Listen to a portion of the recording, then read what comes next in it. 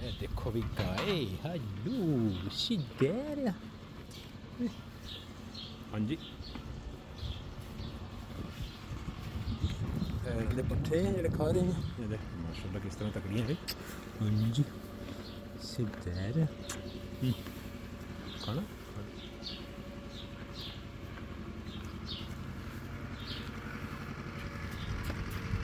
ਐਸੀ ਤੇਰੀ ਬੇਬੀ